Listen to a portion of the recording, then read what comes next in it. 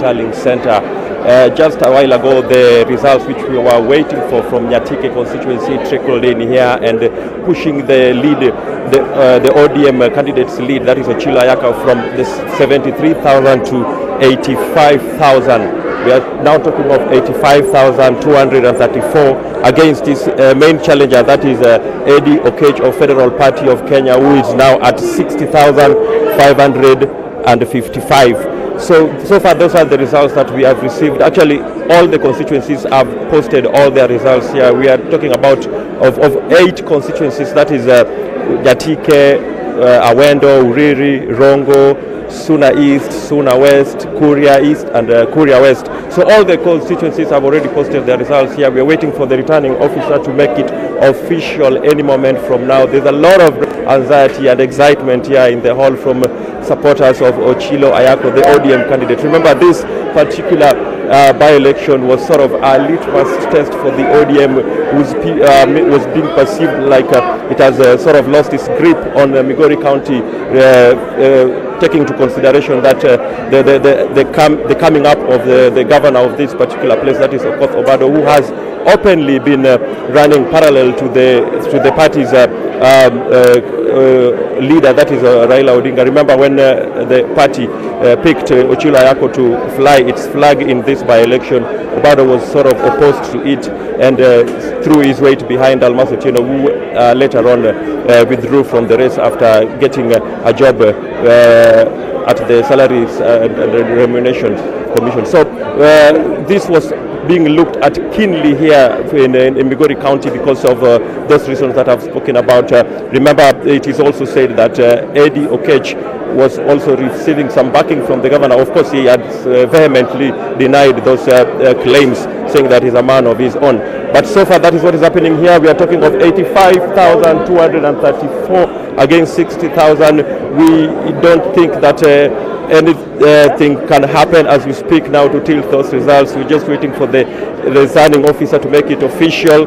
And the candidate, ODM candidate, that is Ochilo Ayako, seated right there with the Suna East Member of Parliament, that is Junet Mohammed, and a host of ODM leaders. We've seen there the Member of Parliament for Seme, that is Dr. Nyikal, and the Senator for Homa Bay County, that is Kajwang. They're all here waiting for the official announcement of these particular results. Remember, out of all the 8 constituencies Ochilo has won, apart from Uriri constituency, where Obado hails from, and also his main challenger, that is Eddie Okech, also traces his roots from Uriri constituency. So that is the only constituency that Eddie has managed to beat Ochilo. We are talking of about 14,000 against 8,000. Eddie scoring there 14,000 votes against Ochilo's 8,000.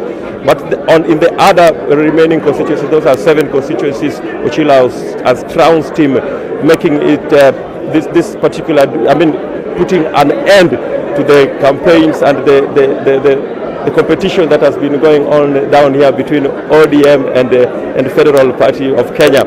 So that is what is happening now. We are waiting for any moment from now. The returning officer is seated just somewhere behind there is going to make it official that it is Ochilo Ayako that has carried the day here in the county of Migori. Mark. Very much, Oko Kusa. We might as well call it, as you've said, with the numbers that we have already out right now, with Ochilo Ayako having over 85,000 and the second runner-up in this being just over 60,000. So yes, with most of the constituencies having had all their results come in, that is safe to call it and say that Ochilo Ayako is set to be the next senator of Migori. Well, not too far from where Oko Kusa is. Let's flip now to the other side, where there he is. Bernardo Ojwang has been following some of the reactions in terms of the results from the Migori senatorial by-elections.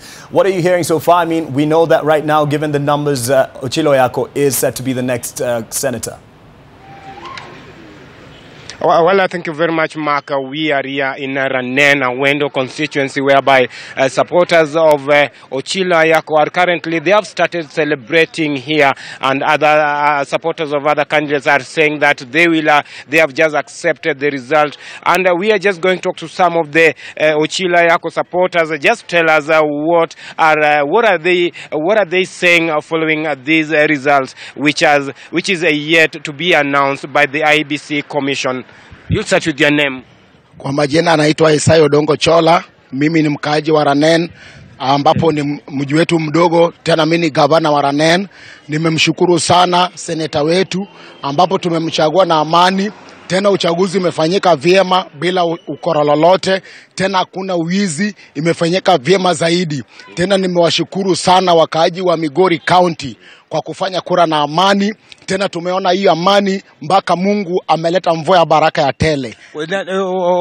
Kwa sasa amechaguliwa nini mnatarajia kutoka kwake? Jambo tunatarajia kutoka kwa Ochilo Ayako ni maendeleo. Kwa sababu tunataka maviwanda zifunguliwe, akae chini na gavana wa Migori waelewane ili maendeleo ya Migori yaende kufika sawa kwa wananchi wote. Kwa hivyo tunataka maendeleo yote kila mahali. Kama hapa Ranena hapa kwetu hatuna kitu inaitwa hospitali, hatuna soko, hatuna lolote ambapo inazafanyika hapa Ranena kwa mama wetu ambapo wanauza biashara aiendelee mbele. Kwa sababu tuko na furaha tele, tumefurahi zaidi. Tena tumewashukuru sana watu wa NTV kwa kukumbuka sisi hapa Ranen, ili tena Mungu wetu aliyetuumba amefanya maajabu. Mmekuja hapa Ranen, mmetukumbuka, tumwashukuru sana. Mungu apate kwa baraka. Asante sana. Tutazungumza na mwingine. We'll talk to another person here, Joe. Okay, what were you expecting? First of all, I'm Ray Ogweno Daniel.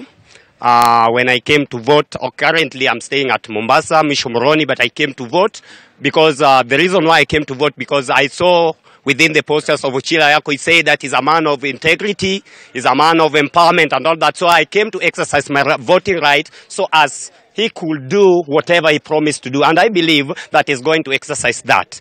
Yeah. Well, I thank you very much. I'll speak to another person here. Join me here.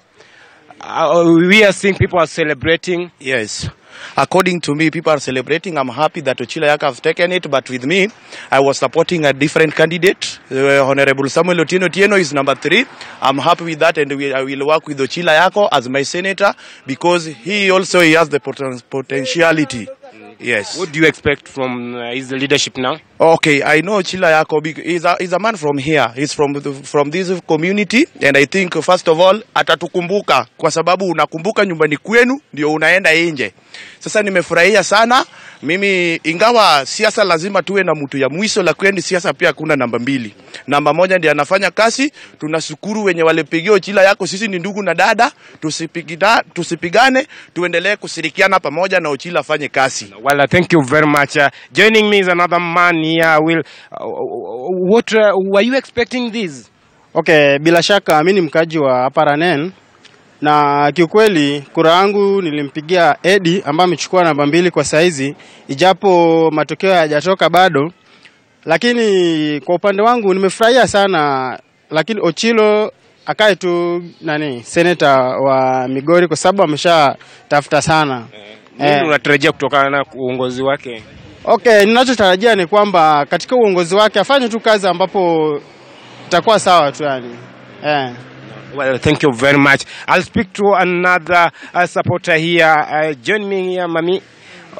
Ochilo, kwa sasa naona watu wanasherekea. Tumependa watu wamesherekea.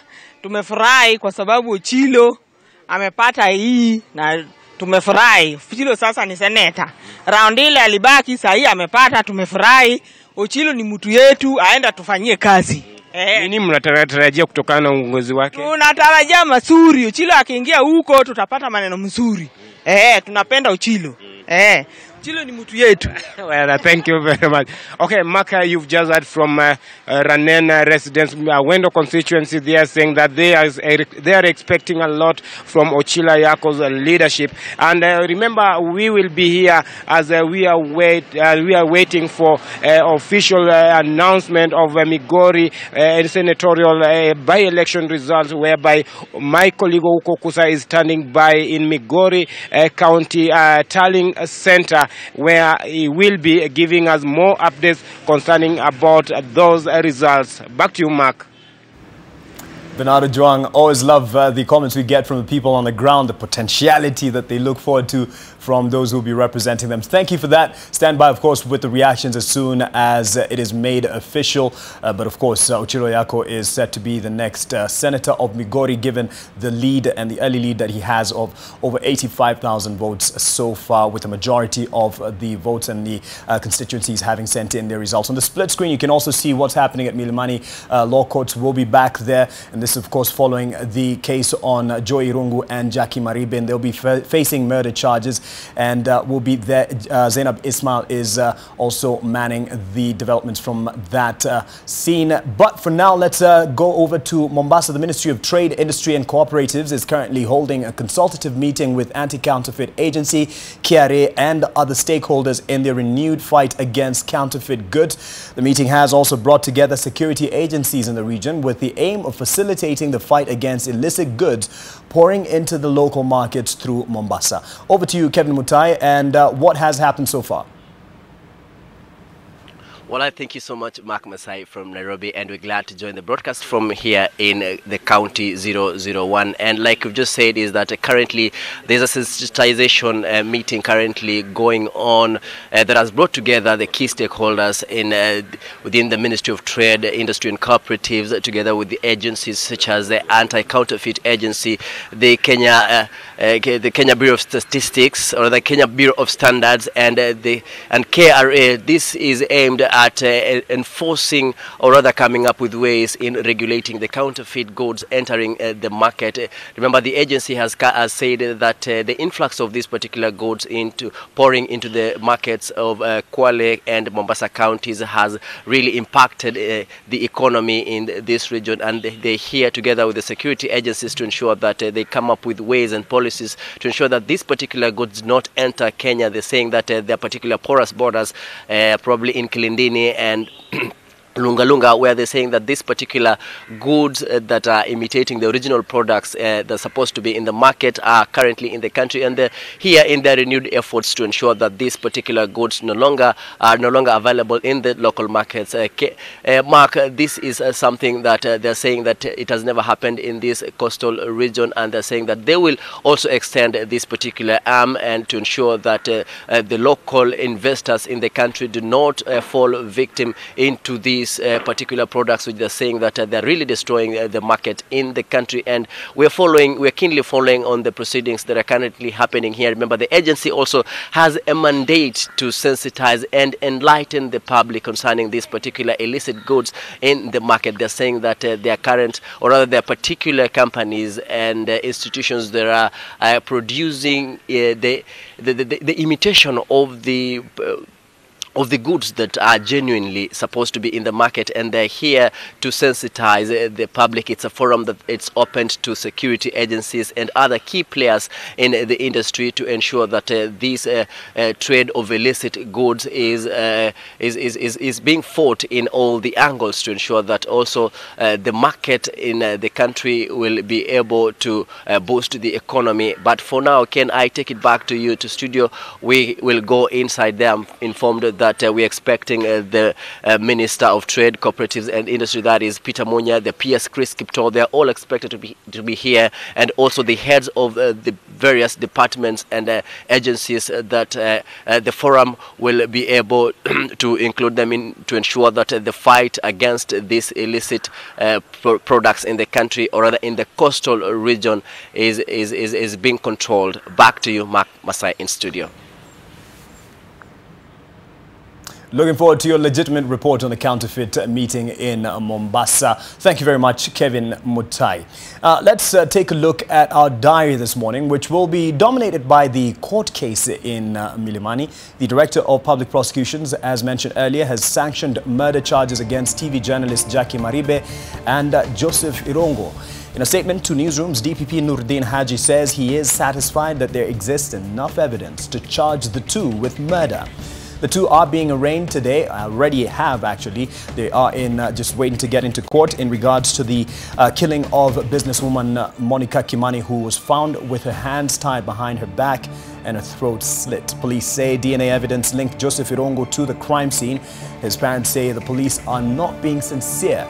Jacque Maribe's father says his daughter is guilty of love, not murder. The two have been in detention since the probe began. Also in the diary, we've already spoken about the much anticipated Migori by-election results, which are expected today. There were early celebrations in Migori town as Ochilo Ayako, the ODM candidate, took an early lead. Vote counting happened late into the night as the residents await the final announcement expected this morning. There were a total of 6 candidates in the race, even though one, Solomon Hodo, dropped out of the race and his name was still on the ballot. Stiff competition was expected between Ochilo Ayako and Eddie Okech, and as the numbers stand at the moment, given the latest update from the tallying center, we have Ochilo Ayako at over 85,000 and Eddie Okech at over 60,000. It's safe to call it at this moment, but we'll wait for the official announcement. And here's also what we are keeping an eye on in Migori, and that is Migori Governor Okoth Obado, who is facing murder charges, and he is expected back in court on Friday. He spent the night in custody, and the Migori governor is being held over the murder of Rongo student Sharon Otieno and her unborn child. Meanwhile, Sharon's mother, Melida Auma, wants the court to deny Obado bail, saying his freedom will put her family in danger.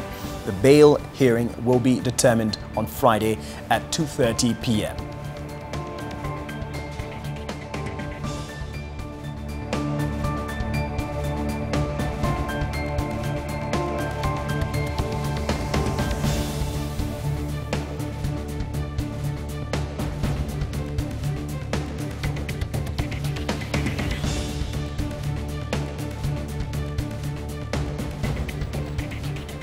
That's going to be on Friday, but today the main attention and focus will be on that case. That is the murder case and charges facing television journalist Jacque Maribe and Joseph Irungu, that is the fiance of Jacque Maribe. As you can see there, he is already in court and just talking to his defense lawyers, and among them Katwa Kigen and Cliff Ombeta.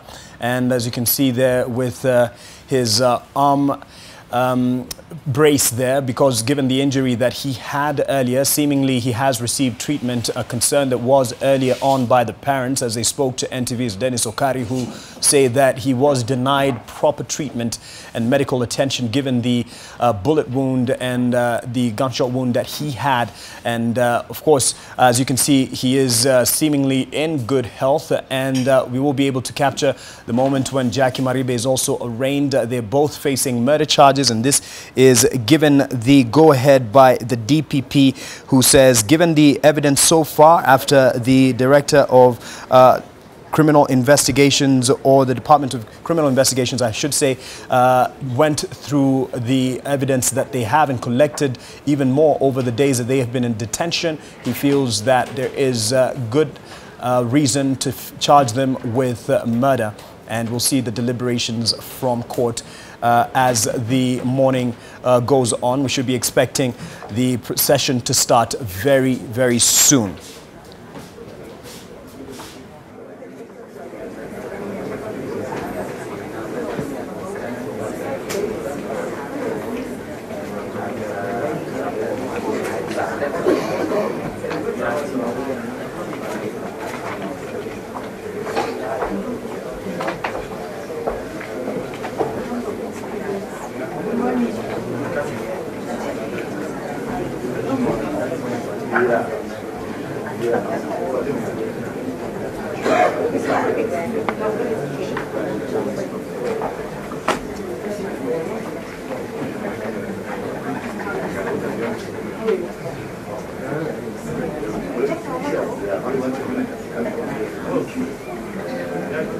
Your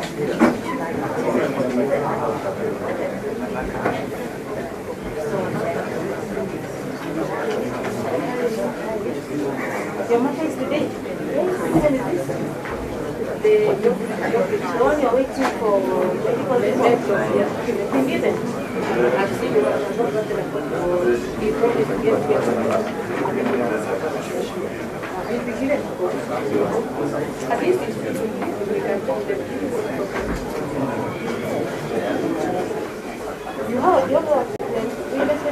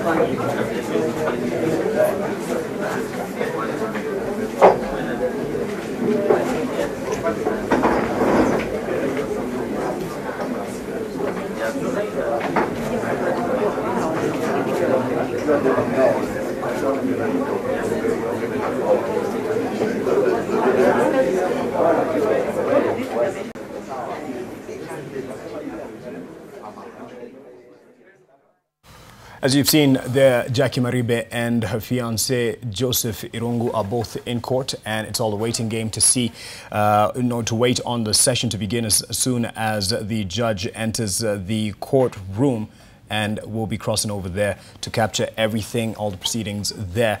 Earlier, we spoke to Oko Kusa, who is in Migori at the main tallying center, and as he updated us then, it was Ochilo Ayako who is on a definite lead with over 85,000 votes, and his second, that is Elio Ketch, with just over 60,000. When can we expect the final call on this? Madam,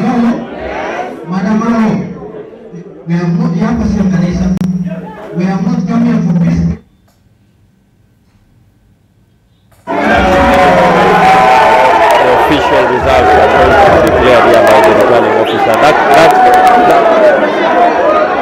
Well, Mark, as you can hear from the background, is that the official results here are any moment from now going to be declared by the returning officer. The crowd is getting jittery, they're getting anxious, they're getting impatient. They want the returning officer to declare their candidate, that is Ochilo Ayako, the official winner of this particular duel. And as we speak now, they are making preparations to have the returning officer actually move to the front there and declare the official results of this particular by-election. Remember, as we speak now, the results stand at 85,234 for Ochilo Ayako, the ODM candidate, against his main challenger, that is Eddie Okech, who has garnered so far 60,555. So there's a lot of excitement here in the hall. Supporters of Ochilo Ayako have turned up in large numbers and they're demanding that the results be announced. At this particular time, they're saying they're tired of delays. Actually, you can even hear all the noise that is happening here. Maybe just to hear a sample of what the people here are anticipating, on the expectations and the excitement. Let me just have a feel. Haya, kwa majina naitwa Poli Kapogenga, natoka Awendo constituency. Uchaguzi wa leo wa jana ilifanyika vizuri, kukuwa na utata chochote na watu walitoka, though kutoka sana, percentage ilikuwa chini na watu walipiga kura kwa amani, na sasa tunatarejea watangaze ushindi. Na kitu tunaomba ule atatangazwa kama senator George Mbego Ochilo Ayako afanye kazi yake nzuri ya oversight. Angalie pesa ya county vile itatumika, na pia asilete magawanyiko katika kaunti yetu. Achukue jukumu lake la kuunganisha wa kaunti wote wa Migori wawe kitu kimoja. Pili. Okay, so thanks man. Well, Mark, those are some of the supporters of Ochilo Ayako who have turned up here at the Migori TTC, that is the county tallying center, to witness the final declaration of the results here, which is going to happen any moment from now, as I've mentioned there before. Back to you, man.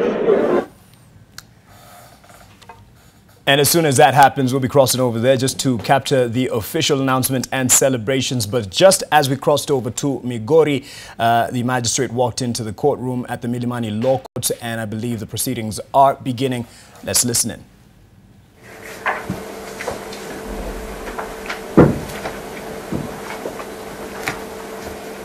You tell him someone is where to come for dates.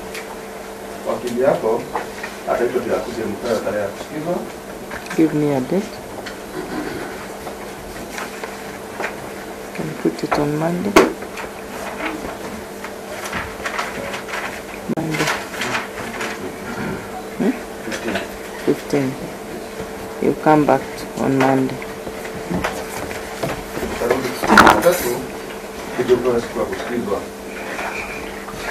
Case number 52 of 2016, Geoffrey Butino Shitore.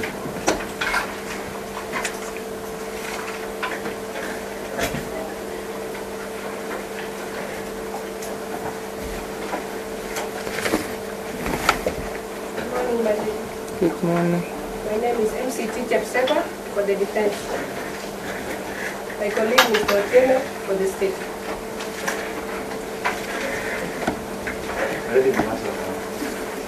purpose of the mission was to confirm whether the mental assessment was redone before the court. We have the same report. If this person is fit to take place. On our part, we are ready. We are ready to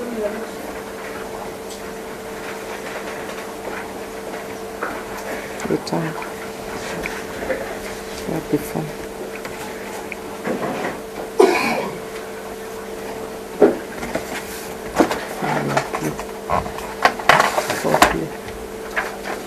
What language does he understand?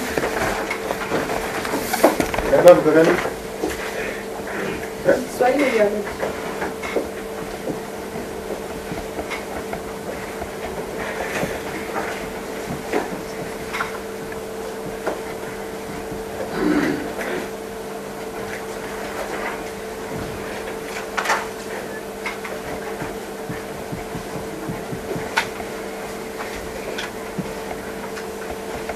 You tell him we'll read the charge to him afresh.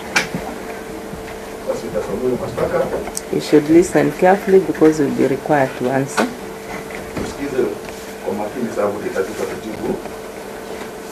He's charged with murder, contract section 203, as read with section 204 of the Penal Code. And the particulars are that him, Geoffrey Bitinyu Shitore, on the 9th of November 2016, at around 3 p.m. at Kibera Line Saba within Nairobi County. He murdered Jacqueline Asigo. Does he understand the charge? Is it true?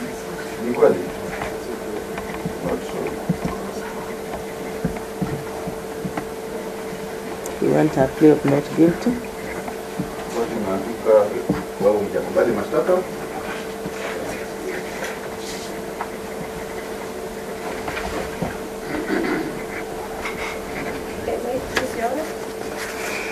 The circumstances would like the first for bonds to the accused person. He's been in custody since 2016.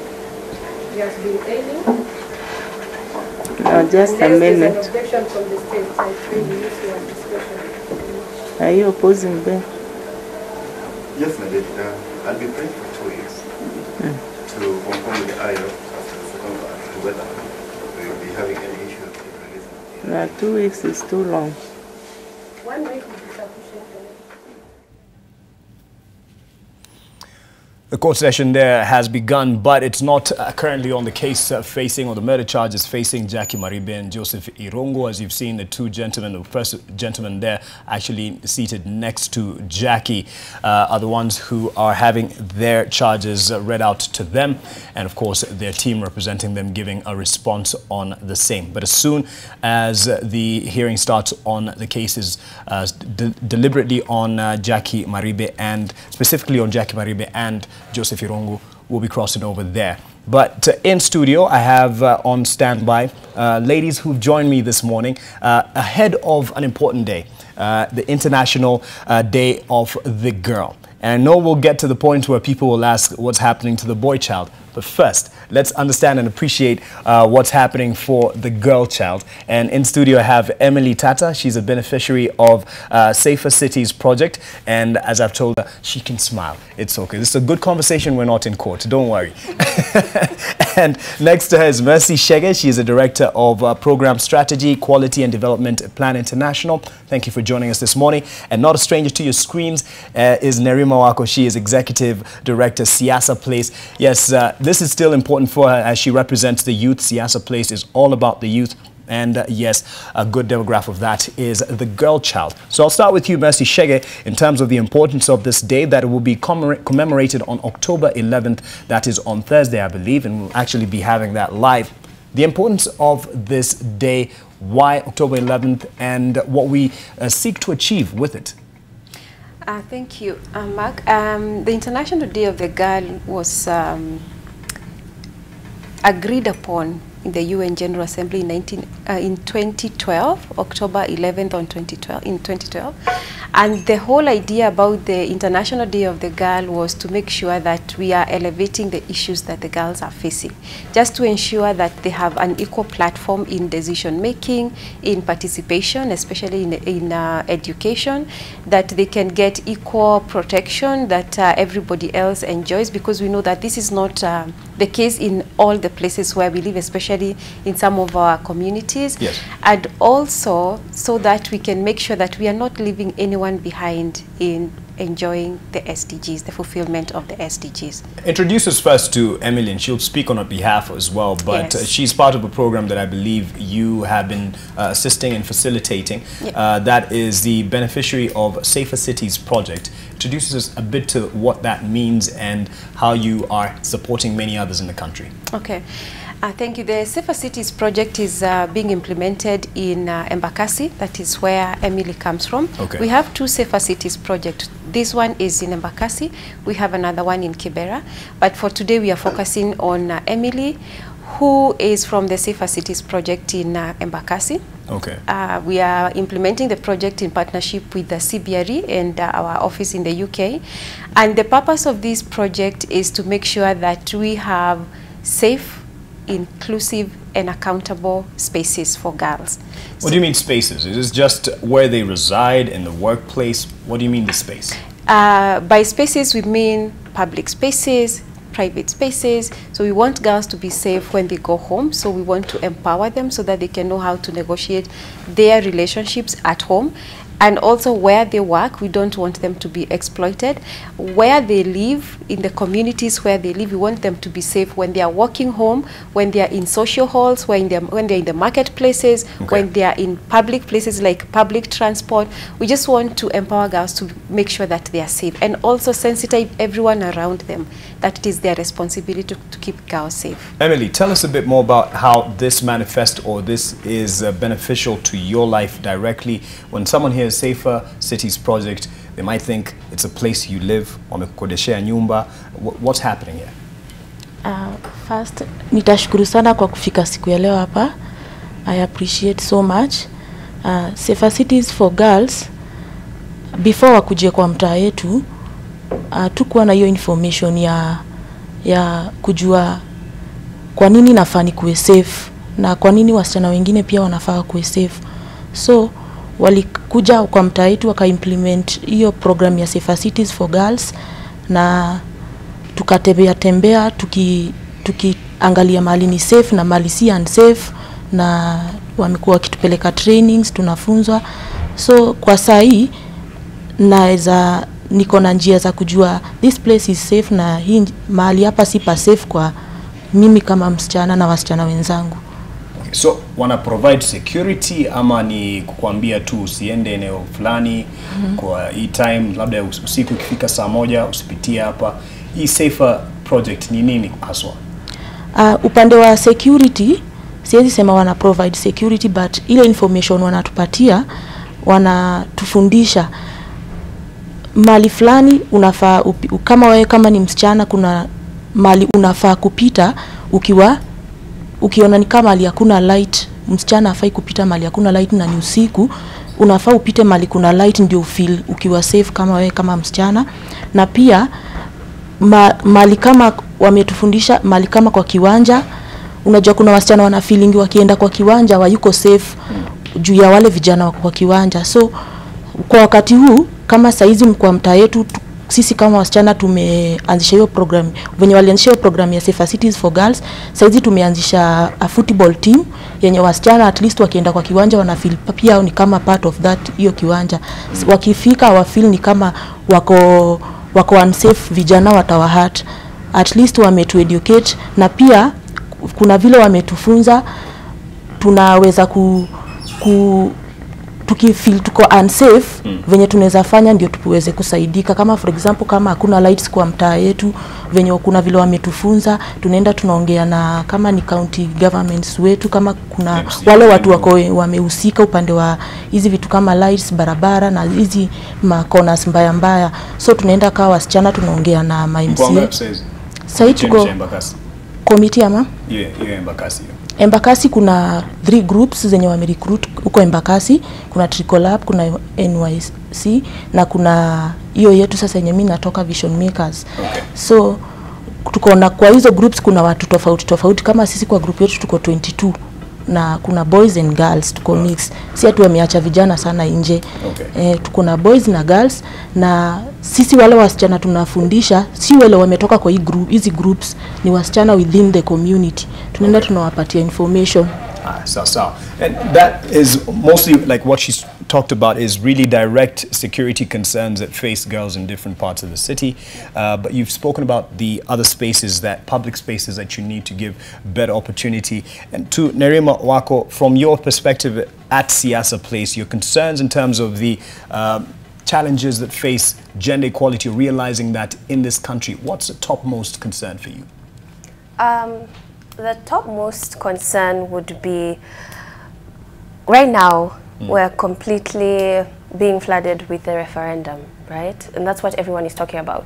But we can't even answer why currently we have not even met 2/3. Yes. So where do women lie in that? And as much as we talk about affirmative action, and these are positions to where we are forced technically to have women in government, and so hopefully it doesn't last more than 20 years, and that's something that becomes habitual, is not what we're observing. So we find, especially in the political space where I engage a lot of young women are afraid to even not only vie, but hata kuongea siasa. So even when you're doing it on social media, on Facebook, you're told it's not your place. Who are you as a woman to start talking about politics, start talking about leadership, and they push you and sideline you from it. And we've also seen the repercussions of the women representative seat. Okay. Where if a woman goes to vie for another position, the first thing she's told is, why don't you go for the women rep? That's for you. So mbona mnakuja hapa? I mean, of course, a man can't run for women reps. So. you see, but you see what I'm saying. So now it forces women not to even, when they are going for other positions, people are wondering why. You know, you have a seat specifically for you. Just aim for that seat. That seat is for you. But isn't Everything that to else enhance, is for everybody. representation for women? Isn't that a way of accommodating? This is the interesting thing. We've been in debates back and forth about what would work for the Kenyan people. And quite frankly, if we have a women rep seat and that seat has to be occupied by a woman, people will vote a woman in. But if we talk about removing that seat and having a man and woman contest for a seat, people will automatically opt for the man quickly. Okay. Because they do not believe in women's leadership, and it's very difficult for women to enter political leadership in our country. Right. Yes. But is it more of, perhaps, is it not political goodwill, but it's a patriarchal society.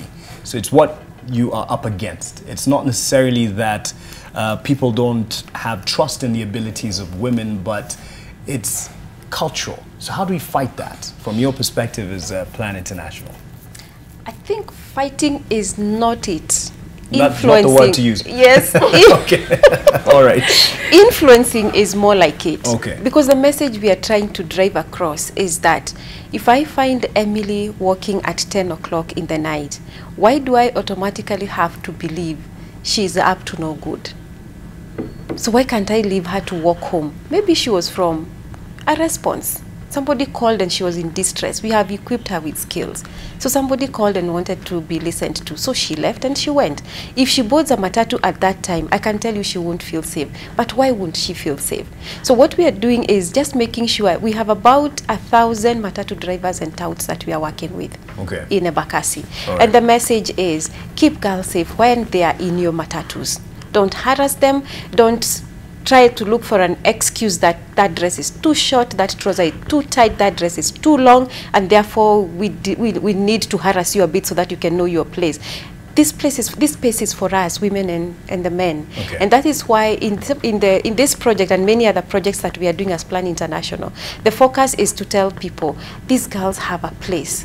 Let them have that place. In fact, we are not asking for privileges. We are asking for equal treatment of the girls and the boys in the community. If it's access to education, let Emily go to school and let her brother go to school.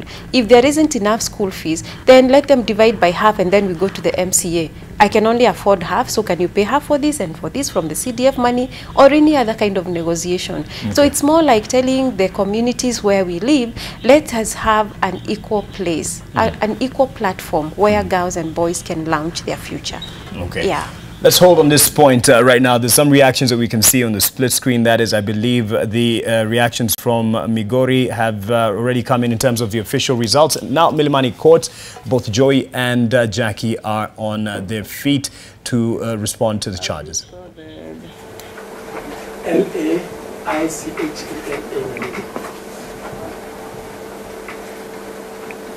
L-A-I-C-H-C-H-E-N-A.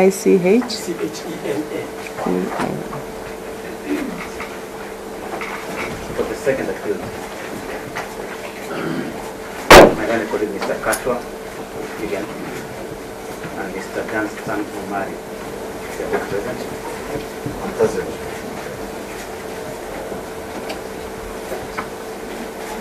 We are ready to take the plea.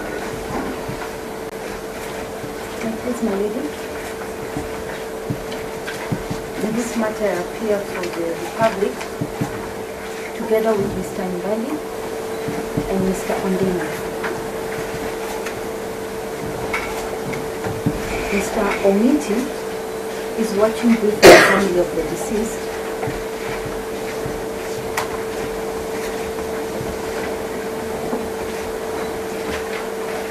My lady, in regard to the plea taking, the mental assessment has only been done for the first accused.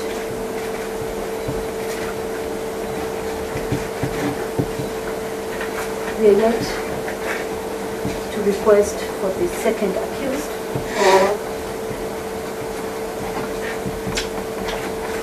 We have availed a copy of the mental assessment for the first accused. We are therefore praying that the plea be deferred to allow the mental assessment to be conducted as against the second accused. How much time do you need? We are praying that with the court's indulgence, so we can come back on Monday.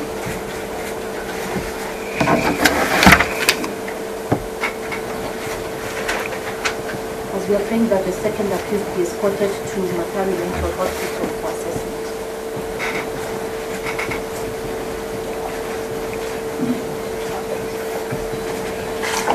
Now, I'm not sure that is not harassment. Can we have the photographers move away, please? Yeah, let's have some peace.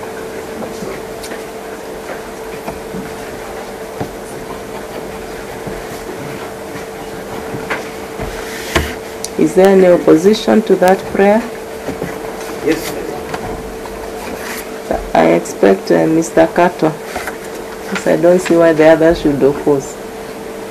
Because, my lady, we have a host of reasons as to why. So, my lady, correction. Mr. Ovete is appearing for the first accused, and the same has been done. So, to me, it's Mr. Katwa and Mr. Maribe who are appearing for the second, who should be responding to the same. The mental assessment for the first accused has been conducted. Yes, my lady, but that situation affects our accused person as well.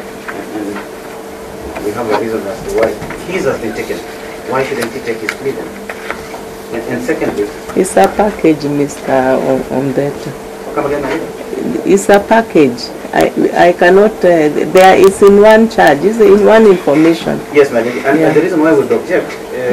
what are you objecting? The reason why we would want it to be done even earlier is because, first of all, the accused person, the first accused person, needs medical treatment urgently. That one we can make an order. So it cannot be the ground. Yes. So he needs medical help. He needs medical attention because... It's okay, we don't need to know the reason. The reason why is because initially this order has been given by the court.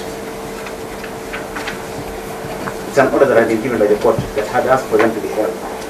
And from the second day of this month, even after referral from the hospital that he be taken for surgical procedures and all that, it has not been done. His hand has gone numb. He is now paralyzed.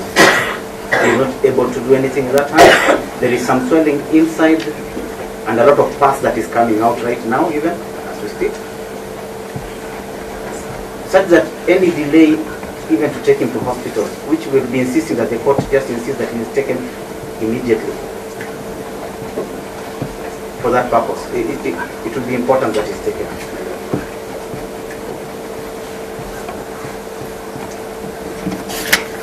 It's medical proof to that, my lady. The referral note from Maribe Hospital to Kenyatta National Hospital request the court to see.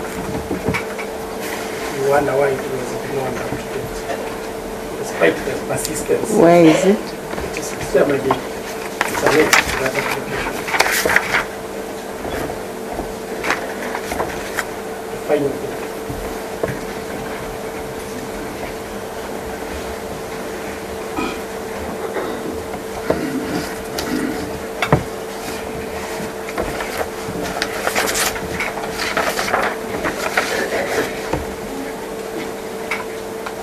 Is it this one? The last page. The last page. That one, my lady. It's a copy. From the top, on the left side, you can see the address. First of all, you are all in disorder because you are all standing and there is a seat. One person at a time.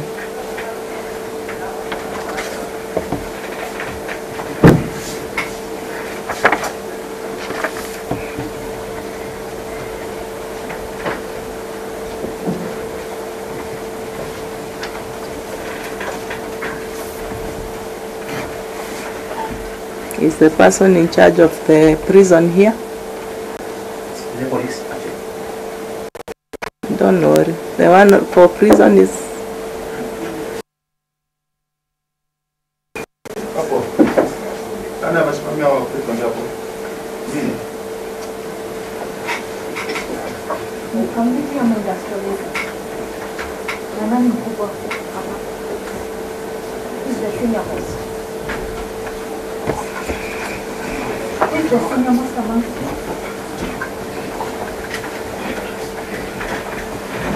Now you make sure that you let them know. Yes. He should be taken for medical attention immediately.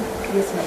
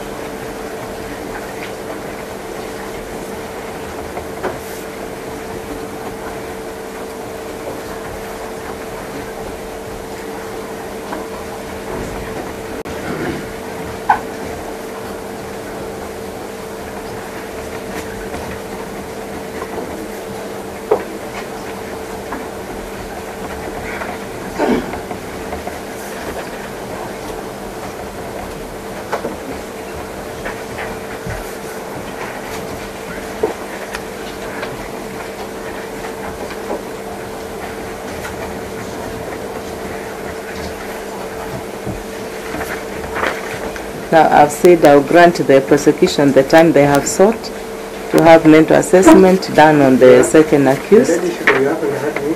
Sorry. You haven't had me on that accusation. Okay. Are you opposing? Very much so, Your Ladyship. For the mental assessment? Yes, Your Ladyship. Your Ladyship, I really don't mind the issue of the mental assessment, but my position is that we should take the plea today, Your Ladyship.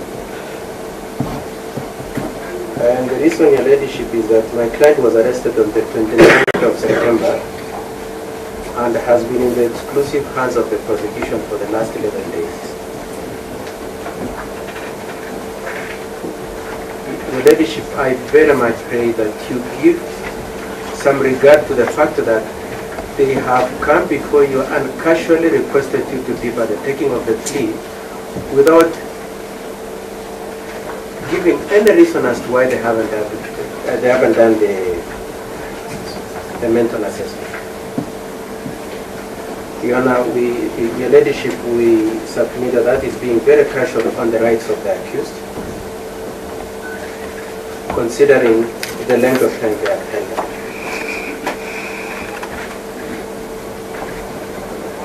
Your Ladyship, we are prepared to take the plea, and we have no objection to the assessment being taken later on. if the prosecution must take it. However, Your Honor, Your Ladyship, if it were to be the case that that mental assessment must be done, we would pray that we come back this afternoon to take the plea, that the mental assessment be done between now and then.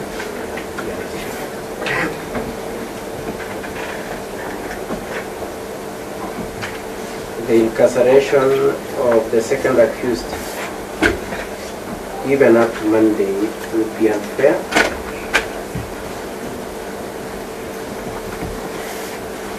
And we pray that you do intervene on our behalf in the interest of the rights of the accused person.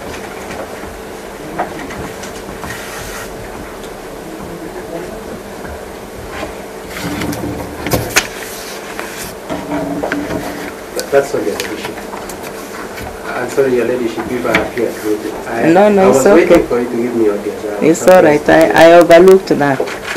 Yeah, but the position is we cannot take a plea without mental assessment. Okay, So yeah. I'll give them the time that they have sought. Could you make it a little less, Your Ladyship, just so that we have a little time? Could we come Thursday, for instance? Kindly. We'll be taking cognizance tomorrow is a holiday. I believe Monday will be in order. Then Friday, Your Ladyship. Kindly.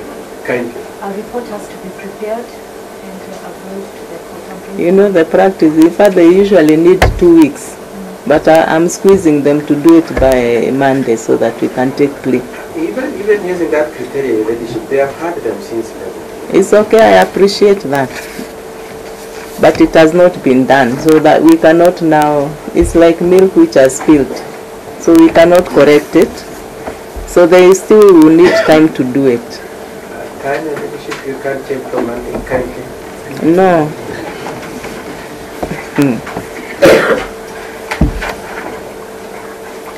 So I'll give them time. I suppose I can't do anything to persuade you. You know, it's not about persuasion, but it's what is practical. Even if, like you are saying, we do between now and the 2, that's not practical. By the way, I visited Madare Hospital and they are always crying about those orders, which tell them fasten this process. They have a problem even there. And because I appreciate... My client is mentally...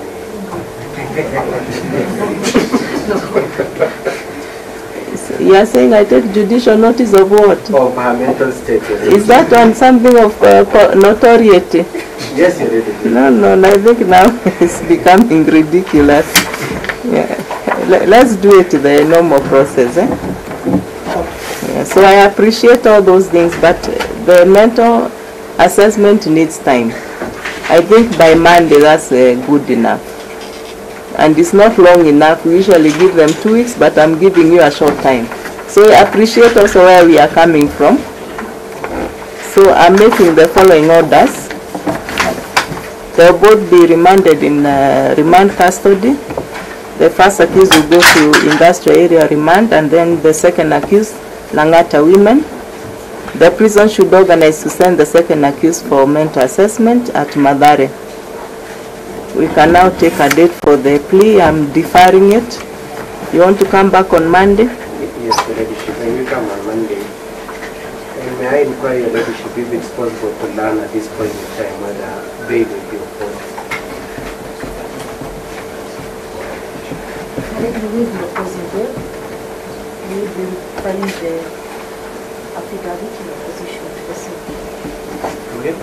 May we request the service by Friday so that we will be what are we going to do? I complain that after Monday, once we is taken with the mental assessment report, will be ready, we will then be able to give our position. But we will do our best to file the same. First of all, Getonga Monday is which day? 18? No, 15.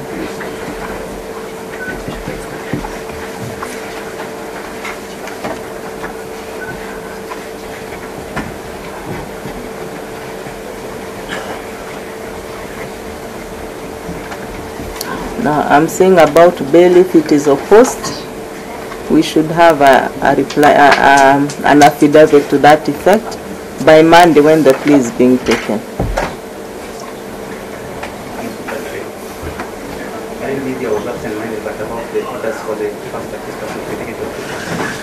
Yes, that one I've made an order, and I'm saying you can go down with Miss Mwaniki to see the one in charge of the prison. The in charge is present and I've still informed him. Who is it? You are who? Mr. Keme, you have a new client and I want you to take him to hospital. Can you make sure the orders are extracted?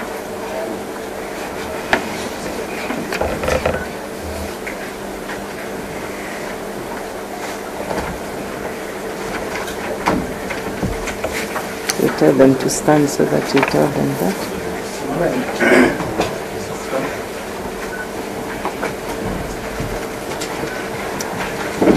So they'll come back again for plea 15th of October.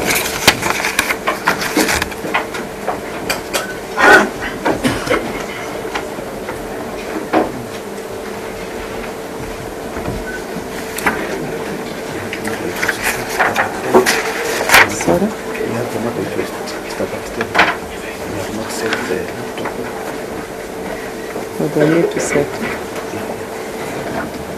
Can you also come for this evening? Now we'll adjourn for 10 minutes so that you can set up what you needed for the next case. Court is adjourned.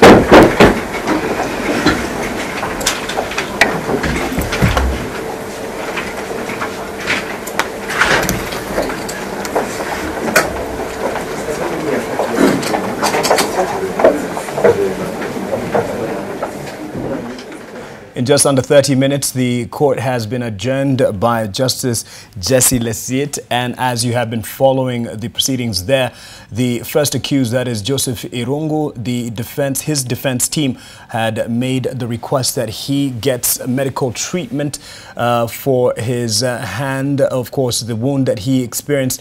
And as you can see, there's some reactions from Jacque Maribe. Earlier, the judge did mention that the was some form of harassment from the journalist who were, milling about trying to capture, them at the dock that is just next to her fiancé, Joseph Irungu. But as you have seen throughout, very minimal communication, not even eye contact between the two who are facing charges. So yes, successfully, the defense team has managed to get the permission to have Joseph Irungu to go for treatment.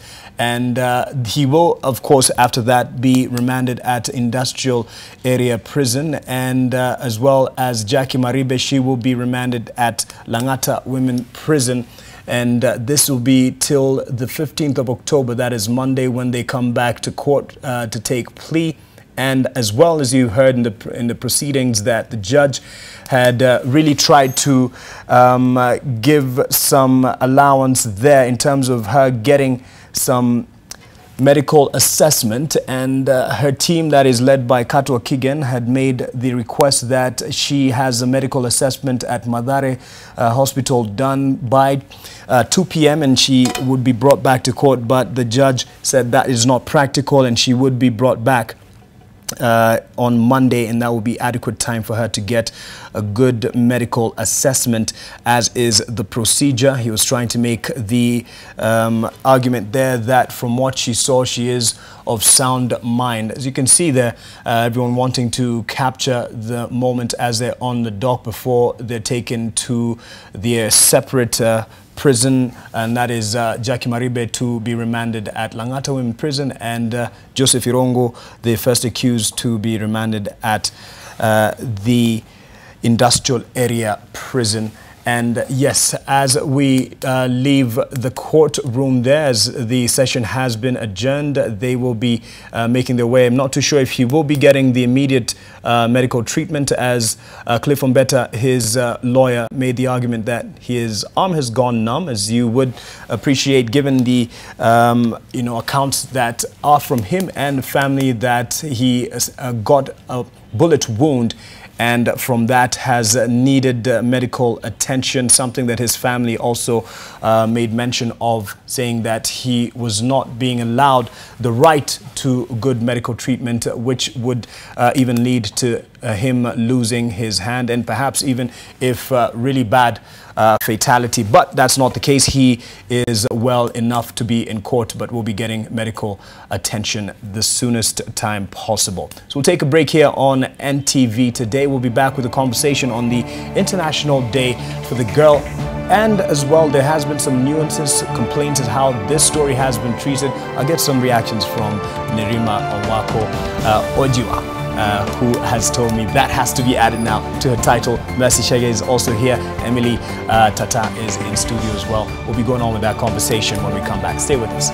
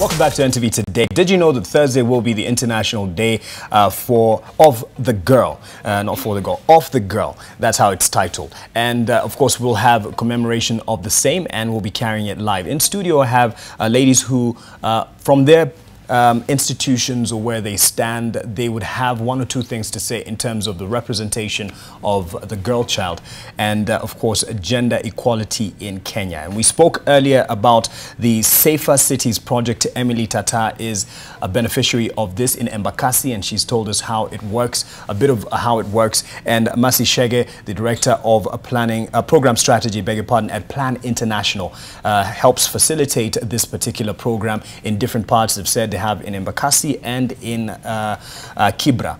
And also we have Nerima Wako Ojiwa, who is from Siasa Place, and Siasa Place focuses on the youth, is all about the youth. So in the first part, just before we went to court to that case of Joey and Jacque Maribe, we touched a bit on what they feel is a priority area for the girl child.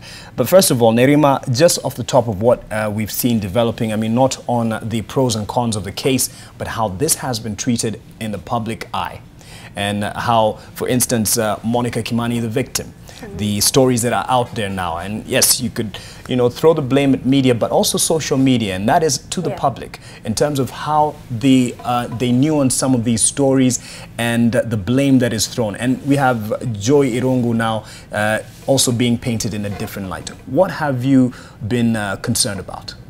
I think the biggest concern has been all of a sudden everyone is an investigator, especially on social media. You know, how can Joey do this if he does this? I mean, everyone has their own version of the story, and breaking it down to a point where you're not even sure what's factual. So as much as we're seeing, the biggest thing for me was the front page covers, how it was just mainly Jacque, and how it just totally moved to be her and then Joey. She's a public figure, some would argue, so hence the focus that she's gotten. Yeah, she's a public figure, but at the same time, we're talking about a case that she wasn't the primary factor of the case. Yes. She just happened to be linked to it. Yes. But then why highlight her as the primary factor of a case, even though she's a public figure? And the reason I'm bringing this up is the notion or the cultural attitude towards girls and vis-a-vis the boys. And you see that statement of, oh, you know, maybe it's the way she led her life. Yeah, I mean, people started talking about that. And actually, the more people started talking about the case, the more they started to identify with maybe she's not even that nice a person. And so you now start judging her character, and then you start thinking, maybe she's capable of doing such things, and women like that deserve such things. And so we've completely moved from what is fact and what's happening and being proven in the court case to now creating our own sort of stories to sort of fit into the notion that this woman is not as good as we think. And I think the hardest part would be for families, because a lot of them, not even just with this case, with also Sharon's case, how family members were learning a lot from the media. Yes. And that I will never be able to put myself in those shoes. I cannot imagine what family is going through at the moment, because you cannot hide from it. You're going to work, you're going to school, it's in your face, and it's tormenting. And so when they're talking about it mentally taking a toll on you, I would not be surprised. Of course it would. Yes. How can you avoid that? And Mercy Shege, from your standpoint as Plan International, but even just as a woman concerned about the girl child in the society and the place for the girl child, whenever these stories come up, even if it's a rape incident, somehow you hear that line of what was she wearing, where was she, at what time, she was with a sponsor, that was someone's husband. How do you react when you see such stories that are in the headlines? I think for me I feel very sad, because like the discussion is going on, it's not about all the other sideshows. There is a person here who needs to be attended to. So even when you have, like you've mentioned in rape cases, there is always a justification why somebody was raped. Like I was dealing with a case of 2 girls. The mother ran away from home because of domestic violence and left the children there, and the father has been abusing them. So we were trying to rescue the children. And the excuse is that, why did the mother leave the girls? And I'm like, they were not left with a stranger, they were left with a father. So why would he abuse them? No one wants to look at that side of the story. The side of the story that is making news is that the mother ran away and left the girls who are under 10 to be abused by the father. So for me, it doesn't make any sense. And I think when I was talking about influencing, we need to change the conversation and get the facts as they are and put the blame where it belongs and right what is wrong without having to look for excuses, because we have a problem that we need to solve, and we have a discrimination that has got to end, and we have a group of human beings, girls and women, who need to be included. Yes. And I think that's the conversation that we need to be having. Okay. Yeah. There's a man who's really being animated in terms of his reactions in Migori, and this is not the conversation we're having in studio, but these are reactions to Ochilo Ayako's victory. He has been officially announced as a winner to be the next senator for Migori. We'll be getting the reactions to that. My director will let me know how soon we can cross over and get some sound and appreciate the reactions from people on the ground. Emily, Tata, as you've been following the stories, umeisikia sana, unapata msichana labda aliuliwa ama kulikuwa na tatizo, unasikia tena ati alikuwa slay queen. Unasemaje ukiona nini accusations kama hizo? Mimi ningesema kulingana na vile watu wanafanya vitu, kulingana na venye wanafikiria, si kulingana na vile wameona mtu. Unajua ukijaji mtu venye yako alafu unamfanyia kitu juu umemuona venye yuko, ama unateka advantage ya mtu venye yuko, ama unarudi unasema tulifanya hivyo sababu ya venye because she's a slay queen. But hivyo sio vizuri, na hata wewe ukipata msichana wako amefanywa hivyo hawezi furahia. So wanaume wanafaa wabebe wasichana, kama ni msichana rika yako mbebe kama dada yako, na kama unaona msichana mdogo anadhulumiwa ati sababu ya amefanya hii kitu, anaweza kuwa amefanya hiyo kitu si kwa sababu anapenda, anaweza kuwa anafanya kitu ama amejiingiza kwa vitu zingine sababu ya situation yenye yako ndani. For example, mimi najua wasichana wengi wanapitia mambo nyingi kwa mtaa yetu.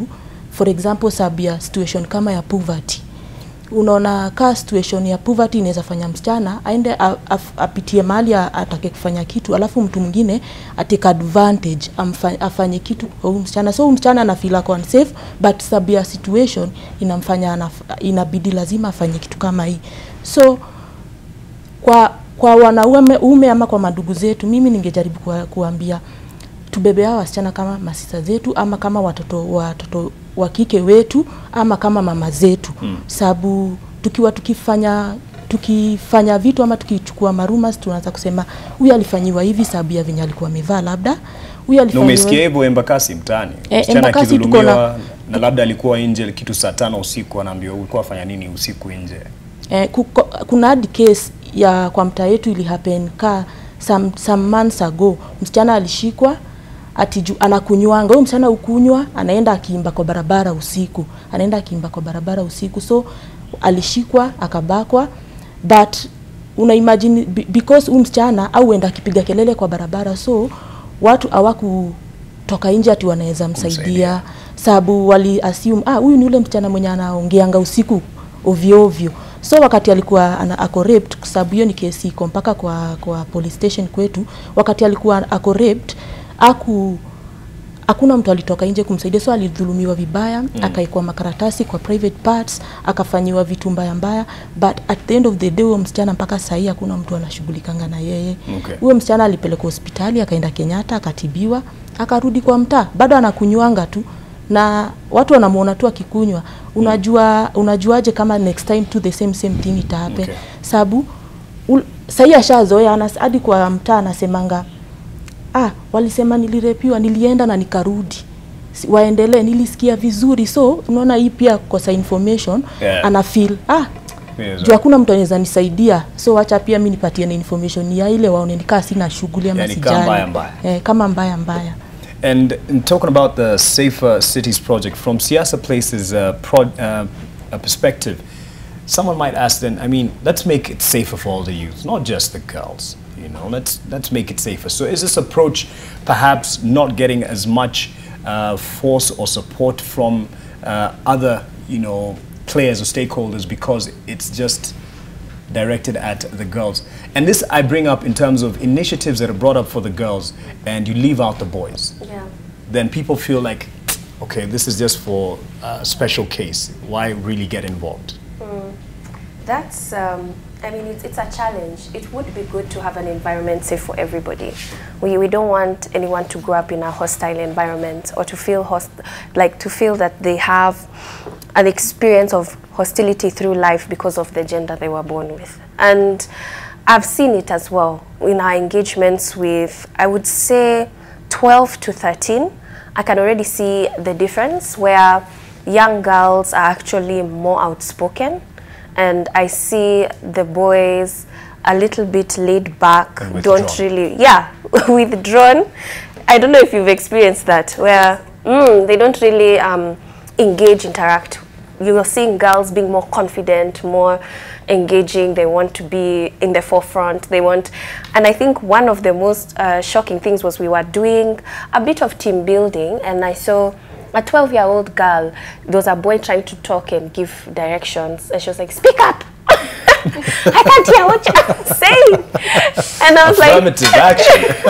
It has worked. I know. I was like, no. Ask him nicely. You know, don't treat him like that. Yes. And so we're seeing that, the effect of that. But also, as much as we're focusing a lot on the girl child, I would say now what Mercy was saying, where we talk about influencing and inclusivity, where now we need to bring both together. There are some instances in some of the engagements that we have where we will meet with girls separately, and then we will meet with boys separately, and then we meet with them together. Right. So there are different approaches that organizations are looking at because we are witnessing a bit of gaps. And also, when you talk about something very often, it becomes truth, even though you don't have facts to it. So sometimes we don't quite have the statistics to show that women or girls are doing better. We're seeing KCPE, the top was a girl, but then we see KCSE, the top was a boy. So, you know, like, it's still balancing out, but we don't quite have. But cumulatively, some might argue that even the girl child is getting the education that they deserve in terms of, if you look at the numbers, boys to girls. Many girls are actually in classes, it's more girls than boys. But we'll talk about the inclusivity and also now looking at the theme for Thursday and what we'll be looking to achieve and how we'd want other stakeholders and even men or boys to be involved in such initiatives that we have here, such as Safer Cities Project. But as we were talking, Zainab Ismail was standing by with some of the very latest. Yes, we were following the proceedings live from Milimani Law Courts, but what are the highlights? Indeed, Mark, and High Court Judge Jesse Lesit has directed that Joseph Irungu and journalist Jacque Maribe be detained until Monday, where they'll be able to take plea. Now, today, Joseph Irungu was supposed to be arraigned and take plea, but that did not happen. This is due to the fact that yesterday, the Director of Public Prosecutions, Nurdin Haji, had consented to both the suspects to take plea in the charges and be convicted on the same. But as it happens is that Jacque Maribe, the second accused, has not been able to have undergone a mental assessment, which is a requirement before one takes plea. Joseph Irungu had already taken a mental assessment. He was ready to take plea, but since their cases are going to be heard together, this means that they will be detained until Monday. Joseph Irungu will be detained at the Industrial Police Station, as well as Jacque Maribe will be at the Langata Women's Prison. That will be in a remand. And of course, as well, the judge, Jesse Lesit, has also ordered for the prison officials to take Joseph Irungu to the hospital with immediate effect. His lawyers had said that due to his injuries, there was pus coming out from the wound that he had suffered due to that alleged bullet wound. And of course, also according to the DPP, according to that press statement we saw, is the fact that he said he had enough evidence to bring forth to the court to start the hearing of this particular case. Monica Kimani was found on the 19th of September. Her throat was slit, her hands were tied to the back, and according to police investigations, they're saying they found, according to the preliminary investigations, DNA samples of the first suspect, who's Joseph Irungu, at the murder scene. That thus linking him to that particular case. And of course, on Monday, they will be arraigned here at the Milimani Law Courts in front of Judge Jacque to take that plea after the mental assessment, and of course Joseph Irungu going to the hospital to take care of that particular wound that he has on his chest due to the bullet. Mark. Zirabi Ismail, thank you for that. And now we'll cross over. As that was happening in court, there was a reaction to the victory of Ochilo Ayako, and he's won with 85,234 votes against his closest rival, Eddie Okech, who has 60,555 votes, just over 40% in terms of the majority of it. Bernardo Jacque is in Awendo, that is a hometown of Ochilo Ayako, the victor of this vote, and he gives us the reactions. Well, thank you very much, Trevor. We are here in Awendo town, the hometown of Ochilo Ayako, the Migori County Senate-elect. Remember, currently what's going on here is a celebration all over. People are celebrating as you go over those of Migori, Awendo sub-county headquarters. People are celebrating all over, and currently we are just going to talk to some of the locals, Ochilo Ayako supporters, just to tell us just to get how they feel. Joining me is this man, Ochilo Ayako has won. Were you expecting this? Yes, we are expecting a win from Ochilo Ayako, and we hope for effective leadership from Ochilo Ayako. Thank you. Well, thank you. We'll talk to another person here. Ochilo Ayako has won. Yes, Ochilo Ayako has won, and we are really joyful about it. And we just urge the senator to work for the Migori residents and remove that ability that you can't work for Kenyans. And this time round, we urge you to work for the entire Kenyans and show the world you can make a change to the Migori County and the Republic of Kenya. Thank you. Okay, we'll talk to another person here. What do you expect from Ochilo Ayako's leadership? Yeah, we are expecting much because, you know, in oversight and whatever accountability in Migori, we need somebody like Ochilo Ayako who can at least give us a good development in future. Yes. So we are very happy, and we expect things will move well after this winning of today. Well, thank you very much. We'll talk to another person. Join me here. Okay, Ochilo Ayako has been elected Migori County Senator. What do you expect from his leadership?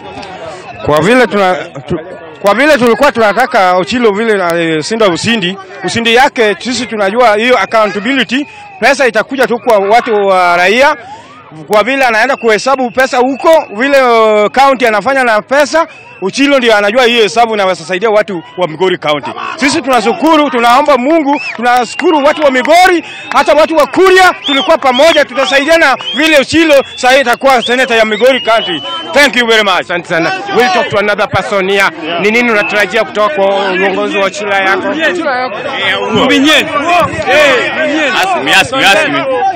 Yeah, we are very happy with Ochilo Ayako. We want him to work very hard so that our money which disappear, we want it back from today. Yeah. Well, thank you very much. Another person here. Yes, we are so much thankful for those who have voted for Ochilo Ayako. It is very wonderful now this morning that we are celebrating the win of Ochilo Ayako. Thank you. Well, thank you very much. Okay, I want to talk briefly about Migori County as a whole. We cannot really realize the revolution deliverables when somebody who is competent is in. And when somebody who is not competent is in, we can't realize the deliverables. What do you expect from Ochilo's leadership? I do expect the best because I know he has done a lot, depending on what he started when he was in the era of Moi and etc. Okay, I'll speak to gender here. Ochilo Ayako has been elected Migori County Senator. Unatarajia nini kutoka na uongozi wake? Ochilo Ayako. Kenda more saidi. Thank you very much. We'll speak to another person here. One time. Yeah. In fact, I'm very happy to get the new senator. We want somebody who can make the money, can contribute the money to the sub-counties, because we have 8 sub-counties, but we want all the sub-countries get benefits from the central government. So that is my wish. I know Ochilo Ayako is capable enough to make those changes. Well, thank you very much. I'm going to talk to the last person here. The last person here. Join me, Yes, I am Jacque Bosiru. I am a resident at Awendo. I am so happy as one of the believers. We prayed so much so that justice be done. We have seen a good atmosphere during the election. We were very happy. There is no any unbecoming. So we pray so hard that we change this our area of Awendo. So we rejoice together with the Kenyans. We are so happy. Thank you very much. You've heard from Awendo constituency resident here. They are saying that they believe that when Ochilo, immediately after the swearing in of Ochilo Ayako, Ochilo will deliver, and they are now appealing to Ochilo so as to ensure that once he steps in the office, he fulfill all the promises he made during his campaigns. Back to you, Mark. Oh, Bernardo John, let me save you from a stampede there as they crowd to give a comment and reaction to the victory of Ochilo Ayako as the Migori senator with over 85,000 votes. And yes, we'll be getting more of that throughout the day. One of them there, Amor Saidi, as my producer Trevor Mbija says, she means she's very happy. And actually, it was funny that Bernardo Joang said, let me talk to gender. Speaking of one lady who spoke and all that, it was only one lady who spoke. From Siasa Place, in terms of inclusivity, we were talking about that. Is it that women are a bit timid to talk or be involved in a political scene or in leadership or in that public space?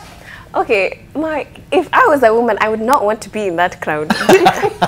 Like, can you push yourself through there with like those rowdy men around you? First of all, safe. Yes. Is it safe for a woman to be in that space? The answer is no. So it's not like they don't want to engage. It's just a lot of times the places where to engage are not safe for women. Right. It's very difficult, and she pushed through. But in inclusivity, it's funny how, you know, we don't really look at the fact that women, in terms of the numbers, they're more. So if we really want to influence leadership, how then or why then don't women come up and vote to their own? That's a complicated question. First of all, I have to talk about the fact that when we say gender, we think women. Gender is men and women, one. And then number two, there are so many structural issues when we talk about women in leadership. Not only are we talking about lack of access when it comes to finances, but also we're talking about traditional or cultural interpretations as to where a woman's place is. Yes. And a lot of times it's not in political leadership. And so those are some of the challenges. So even for you as a woman, when you look at those spaces and you're thinking, I want to participate and engage, you almost have to think that I cannot act like a woman. You have to think like a man, act like a man, to be considered to be part of those. So the women who have broken through those barriers, we call them iron ladies. They are made of iron. Yes. Yeah. So that already tells you as much as in itself, it's difficult for you to enter those parts of leadership. So when we talk about organizing, I can talk about Ghana, Liberia. It's women organizing that pushed for particular leadership. Right. Like even Ellen Johnson Sirleaf, she was elected by women's groups. And so when women do organize, they can bring about change. And women do organize. But it comes to a place where, unfortunately, it's where the country is so downtrodden, women say enough is enough. Because what happens is young men enter war and conflict. This is what we're seeing in South Sudan, and where you have so much instability that the only people left are either young people, because old people cannot survive in such an environment, and then young men are entering into these armies that now they are creating revolutionaries in those countries. So women are forced to organize. For what it's worth, Nerima, and this is not just me talking because I'm on air, if you were to run for office, you have my vote. So let's start soon. Let's start soon. And we have 4 years to go, 3 years to go to the next election, so you have my vote. Mercy, let's talk about, because we need to conclude, and the theme for this year's International Day of the Girl. And with what you hear, I mean, we've just from that period of election, so you must have been very busy in terms of creating safe spaces for women and girls in different parts of the country. But let's talk directly to Thursday, moving forward, what we would want to achieve. I think what we want to see happen is, like I had said before, that the ground should be level. We're not asking for favors for girls and for young women and women. We are asking for the ground to be level so that everybody can be able to take that advantage. Why don't you make it level? That is what we are trying. Okay. I say that's what we are trying to influence. Okay. And I think now, this time round, we are influencing the highest office in our legislation. So we are taking over the Speaker's office on Thursday. A young girl from a very humble background in Kibera is going to be the Speaker for about 2 hours. Nice. And she's going to discuss with the Speaker her experience growing up in an informal settlement, the insecurities, the missed opportunities, and what she wishes to see for girls who are disadvantaged. Okay. And I think for us, we want to see, as Plan International, what we are looking for is laws that work for children and young women. Okay. So if the law works for girls, it works for boys also. But we are focusing on girls because they are particularly vulnerable. And we have the statistics to show that as much as we are saying that the boy child could be disadvantaged, FGM does not happen to boys. Yes. And girls are more likely to get married before the age of 15 or before the age of 18 than boys. And girls are more likely to drop out of school if there isn't enough resources in the family to be able to take them through school. Right. And like you're saying, she said that in KCP, the girls are topping. You go a level higher, in KCSE, the girls are topping. You go a level higher to the university, and you realize that most of the technical courses and the science courses are being taken over by the boys, and you go into politics, even these educated girls cannot get there. So something is not right. Needs to change. And that is the conversation we need to have. Is it about the social norms? Is it about our culture? Is it about our laws? Is it about our policies? How can we be able to influence that so that the girls have the same advantages? And when they're talking about politics, they can actually be able to stand and say, you know, the journalist is not looking for gender, you know. They're there to be found. That was interesting, by the way. But they're there. So you see a man standing here wanting to talk about their success in that election, and there's a woman, so you don't have to look for them. But in this case, the journalist had to look for gender because it wasn't there. That's true. Emily, I'm sure you'll be participating as a beneficiary of Safer Cities project on Thursday's function for International Day of the Girl.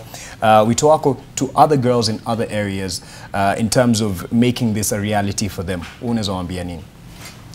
Before niambie wasichana anything, ningejaribu kuongelea hapo kwa kubalance gender. Yeah. Kwetu kwa mtaa, I thank plan sahi kwetu kuko na klasi ya vijana na tuko na klasi ya wasichana. The only thing that we don't do ni kuwa mix pamoja. But tuko na klasi ya vijana kwa hiyo Safer Cities for girls. At the same time tuko na wasichana tunawapea information. So kwa wasichana kuko na different modules zenye wanafundishwa na kwa vijana kuna different modules zenye wanafundishwa. Tukianza tulikuwa na module 1 yetu ya wasichana ilikuwa inaongelelea being assertive na ya vijana ilikuwa inaongelelea solidarity. So wakati wasichana wanafunzwa huku wanaonyeshwa mambo ya gender equality na venye wanafaa kukaa as a girl, nao vijana wanafundishwa pande venye wanafaa kukaa na wasichana kama wasichana kwao. So I thank God washaanza hiyo kubalance hiyo gender. At least kwa plan wame recruit vijana, tuko pamoja na vijana. So mimi naweza sema at least we are working with boys also. Okay. So, because you live with boys in a society. I mean, no, you can't, yeah. Kwetu hatujawaacha nyuma. Kwetu tunafanya pamoja sababu ndio tukue safe, lazima tukue na vijana na ndio tukue very safe, lazima wapate information yenye sisi tunapata na tufanye kazi pamoja. So kwa wasichana wenzangu ningewaambia kwanza wenye wataparticipate na wenye waparticipate naweza wawish kwanza happy International Day of the Girl, na kama sisi wasichana tuamue kukua wasichana, yani tuko na topic fulani tunasomanga we are now in module 2. Hizo modules zinatoka from module 1 za wasichana to module 10. Na kama sahi kwa hiyo module 2 kuna topic tunasoma ya being a girl. Mimi kama msichana nafaa kukaa aje? So kwa wasichana wenzangu ningependa kuambia kuanzia sahi wanafaa wakae chini wajiulize kwa hati yao, as a girl ninafaa kukaa aje?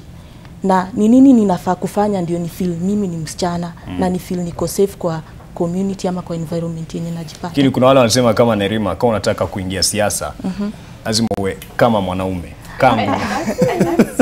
It's very good because she's speaking to what is now. Yeah, the reality but I think for us, we want to see an environment where I just have to be a woman and get there because I have the opportunity. Yes. I need to thrive as a woman, right. and I don't have to wear a certain face because that's what is happening nowadays. You know, girls have to work in groups. You have to modify your behavior in a certain way to be able to fit. But I wish we could just let girls fit. Just be girls. Well, let's hope that's the main message on International Day of the Girl on Thursday. Full disclosure, I invited Nerima to talk about referendum, but because she's all-rounded and she has knowledge on all issues, she was able to speak competently on this very issue. Thank you so much for coming. But I want to give you last quote on referendum, what you feel is the priority for you, and with all this talk that is around that, oh, we should go for the referendum so we can reduce the number of, you know, those in public office and reduce the burden on the Kenyan. Are they being honest with us, these leaders? I'm still yet to see a trace of it being a bottom-up approach. Yeah, it still feels like a top-down approach. So it's something that the politicians are more concerned about than the people themselves. But I think Kuro Court's Punguza Nini Mzigo is something that most Kenyans are finding relatable too. My issue with referendums is anyone doing a social audit to see what's working for us and what isn't, so we can talk about even amendments to the constitution rather than this drastic sudden change. So I think those are some of the things that I'm more concerned about when we talk about referendum in our country. Right. Before we run to the referendum, are there other avenues that we can pursue to amend some sections or segments of the Constitution? Absolutely. We do have a lot of representatives, a lot of repeated positions when we talk about it. So we could talk about that. But also within our systems, more accountability. I want to hear how we're making our systems work for the Kenyan people. Where when someone is paying for this in terms of a county, it's actually going toward that. That's what I want to hear. Not just hiring less people, but the systems are still broken. So that means it'll just be less people stealing the same amount of money. We've not solved anything. All right. This talk continues on the referendum, definitely, and even tonight on Sidebar, that's one of the main issues they'll be focusing on with Ken Mijungu, but that's much later on.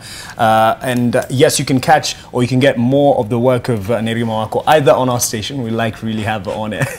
Thank you for coming. Nerima Wako Ojiwa, she's Executive Director at Siasa Place, and it's Siasa Place to find you online? Yes, siasaplace.com.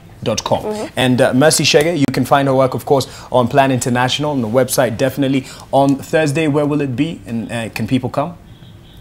International Day of the Girl? Yes, we have sent the invitations because we can't all be in the speaker's office. but you know you're going to be there. Yes, we'll definitely, for those who won't be able to make it, if you don't have an invitation, we'll be bringing it to you live through our live signal from the speaker's office. 2-hour session, I believe? Yes. We're looking forward to that.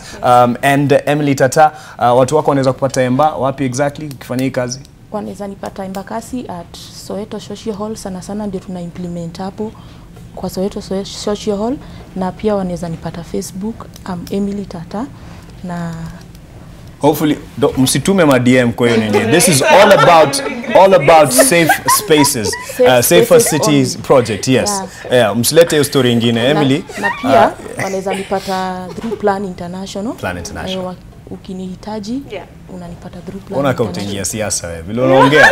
All the best Emily Tata. Thank you so much for your time. Thank you Mercy Shege and Nerima Wako Ojiwa. I need to get used to that. It used to be Nerima Wako. Yes, and it's now time for entertainment, and Usha Jose has been standing by. I hope I didn't keep you waiting for too long. No, not long, just enough time. I'm really excited to start this off with today's meme because it really cracks me up. Now, I can totally relate. Usually, I'm not smart enough to come up with such jokes, so I'd probably be the one on the receiving end of this one. Take a look.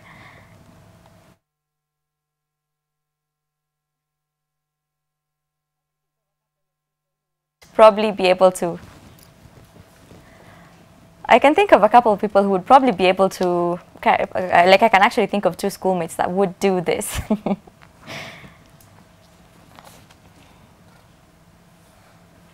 Now, I'm sure by now you've all heard and seen the outfit that America's First Lady Melania Trump wore while in Kenya, which was super, well, colonial. Now, Melania wore a white pith helmet, khaki pants, complete with belt and boots. A lot of people, as expected, had a problem with it, and she was accused of having a, quote, outdated understanding of Africa. Well, she did finally respond, and this is what she had to say about her fashion statement. We went to Malawi, we went to...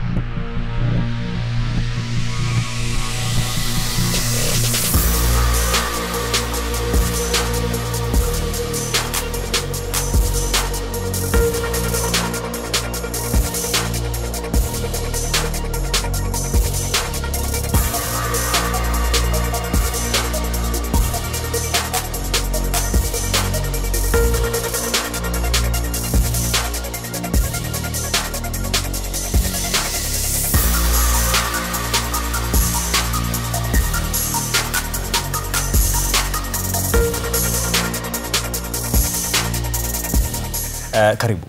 Asante, umesema nini? Leo swali kwenye NTV sasa ni je, serikali inafaa kuwajibika vipi kusaidia wabunifu na ubunifu wao? Tuma maoni yako ukituma #NTV sasa. Ubunifu hata sijui ni nini. Hebu tueleze. What are you talking about today? Kuna wabunifu wengi humu nchini, especially wakati wa show. Watu waliona kwamba kila mtu analeta, na kuna hii Science Congress, watu unakuta vijana wanakuwa wabunifu lakini hawana ile mnasema means, uwezo wa kuweza kujisimamia katika kufaulisha ndoto yao. Innovation. Kwa hiyo hawa innovators wanasaidika vipi? Serikali inafaa kuwasaidia vipi angalau waweze kusimama? Nyinyi mnasema to stand on their own feet, right? Yes. Hawa wabunifu wanaweza kusaidia vipi na kipara chao?